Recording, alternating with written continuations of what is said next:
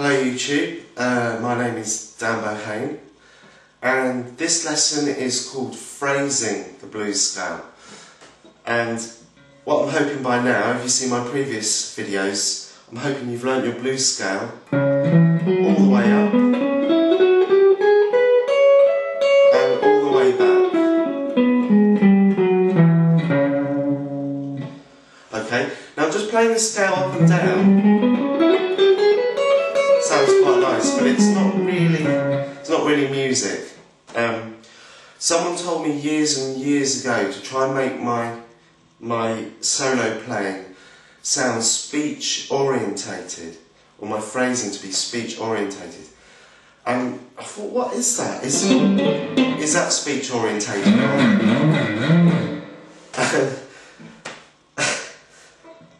And I think there are better approaches to that. So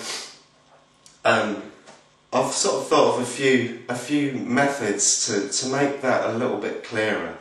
One method is the idea of picking a note within the scale and playing up to that note and then turning back the other way. So what we're trying to do is break up the scale into smaller phrases. If you think of human speech, you'd say a phrase and you'd take a breath. So rather than playing massive lines, we're going to play a short line, pick a note and turn back. I'll magnify my hand so I can show you that. Here we go. Right. Okay, I'm playing up on the 9th fret. See the double dots here? But it doesn't really matter where you do this, you can do it anywhere you like. Okay, so what I'm going to do, I'm going to pick a note. Here's the scale. I'm going to pick this note here, and I'll call that my pivot note. I'm going to play up to it, and then turn back.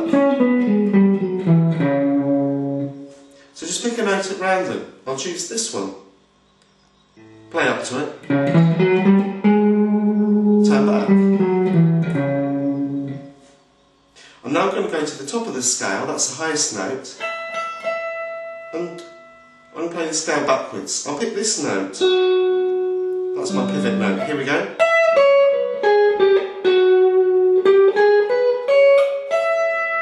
This time I'll pick another note at random, I'll pick this one. Okay.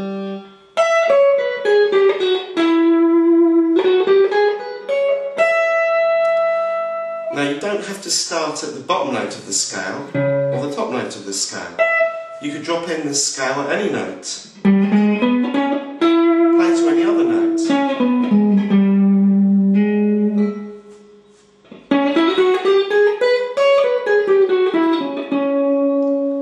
Or you could have multiple changes of direction.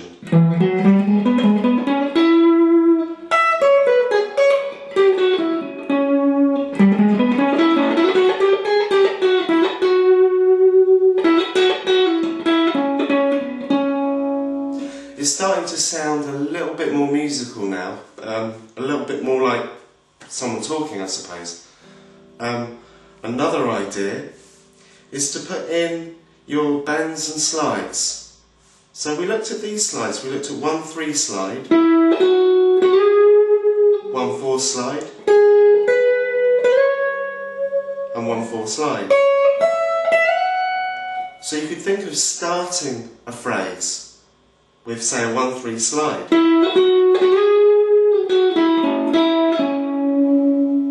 Or you could end a phrase with a slide.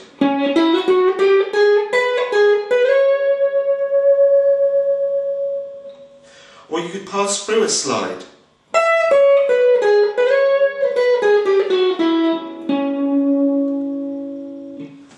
Now we can apply the same thing for bends. For instance, start with a bend.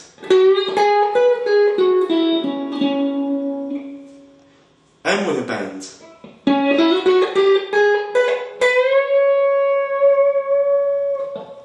Pass through a bend.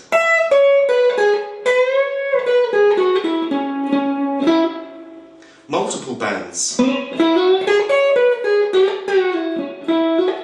You can really experiment with these and try and derive your own phrases. Here's more multiple bends and lots of changes of direction.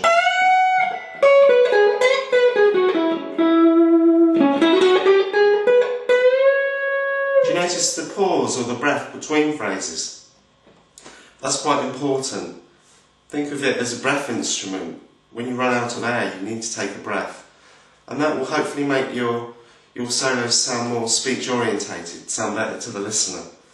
So there's lots of devices there, starting with slides, passing through slides, ending with slides, the same with bends. A little word about slides, and you can actually slide to any note within the scale. For instance, this note. Think of it as pulling back a trigger. So finger 1, pull back the trigger, and pull it back 2, and slide into the scale.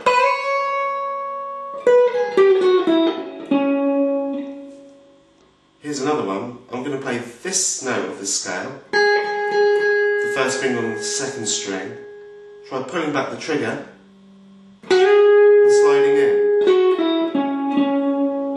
Or on string 3, pull back the trigger, and we'll actually pull it back 3 frets this time.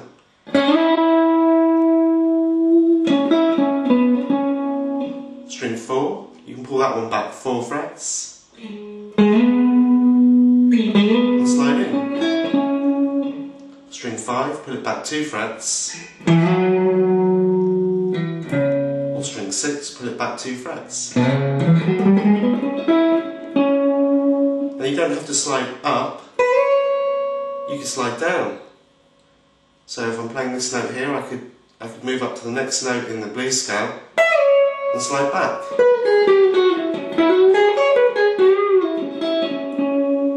So the thing to do is really experiment with slides and bends, and you'll find that they're all over the place, even in this one scale. The last idea I'm going to talk about in this video with phrasing is developing a phrase. And this idea is you create a very simple phrase, and then you play it again, but slightly different. And again. And then you kind of break out of it. So I'll do that again. So I'll show you that again. We'll start developing a phrase.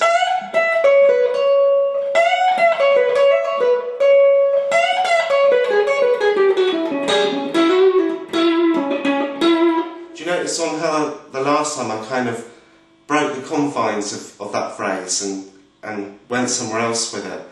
That seems to sound quite good, and it's a device that's used a lot. You can get a lot of mileage out of just one simple phrase. So all those things are really to be experimented with over quite a period of time before you really get to know what's going on. Now, at the moment, what we're doing is all quite random. The next step will be to start identifying important notes within the scale. And that will be the next video. What we'll be doing will be identifying the 1st, 4th, and 5th, and using that to pin the scale on certain chords in the background. I won't get into that now. You'll have to see the next video. So, see you then. Bye.